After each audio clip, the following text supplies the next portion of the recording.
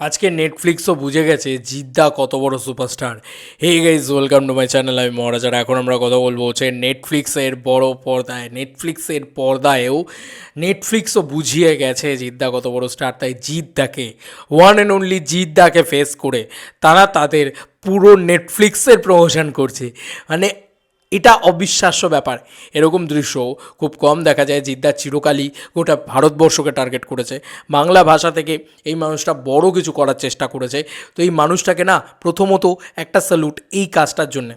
এটা তো মানে একটা বিগ স্যালুট, এবং এটা তো অস্বীকার করার কোনো জায়গা নেই যে জিদ্দা এমন একটা পার্সন যে কিন্তু ওয়ান অ্যান্ড অনলি, যে কিন্তু প্যান ইন্ডিয়াতে গিয়ে মারাঠা মন্দির হাউসফুল করেছে, গেটি গ্যালাক্সি হাউসফুল করেছে। এই কথাটা আমি প্রত্যেকটা ভিডিওতে বলি।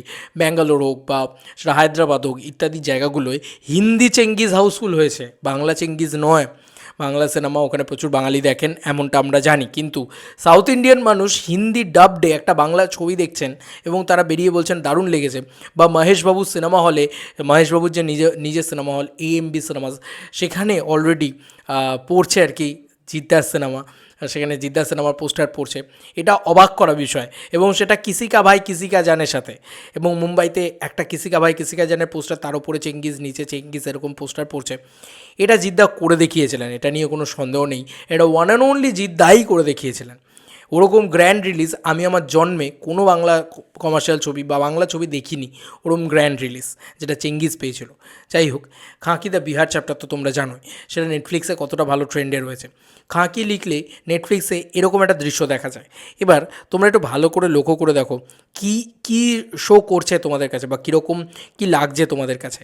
নেটফ্লিক্সের যে চিত্র, সেখানে এরকম একটা দৃশ্য দেখা যাচ্ছে যেখানে জিদ্দাকে সামনে ফেস করে খাঁকি দ্য বেঙ্গল চ্যাপ্টার বলে লেখা রয়েছে। এবং সেখানে তুমি ভালো করে লক্ষ্য করে দেখো যে পোস্টারটাকে ব্যবহার করা হয়েছে, সেখানে না আছে বুম্বাদা, না আছে অন্য কেউ, না আছে মানে বুম্বাদাও আমাদের বাংলার এত বড় একটা রত্ন বলা যেতে পারে, কিন্তু এই ফেসটা জিদ্দার ফেস হিসেবেই ব্যবহার করা হচ্ছে। মানে নেটফ্লিক্সও বুঝে গেছে যে হাইপটা বা ক্রেজটা কাকে নিয়ে উঠছে, কাকে নিয়ে উঠেছে, সেটা ওয়ান অ্যান্ড অনলি জিদ্দা।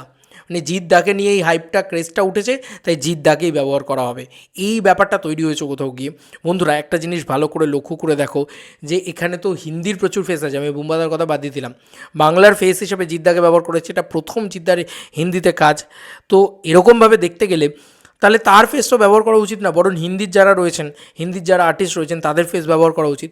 কিন্তু এটাই জিদ্দার পাওয়ার, এটাই মাস সুপারস্টার জিদ্দার পাওয়ার, যে এই মানুষটা মানে অবাক করিয়ে দিচ্ছে ভাই। এই মানুষটা নেটফ্লিক্সে গিয়েও নিজের হোম পেজে নিজের ছবিটা একদম টপে নিয়ে নিয়েছে। এবার তুমি বলবে যে এটা তো একটা ছোটো ছবি, তাই এবার যখন বড় খুলছি তখন জাস্ট দেখো এখানেও যে পোস্টারটা, সেটাও কিন্তু জিদ্দারই আসছে, ঠিক আছে।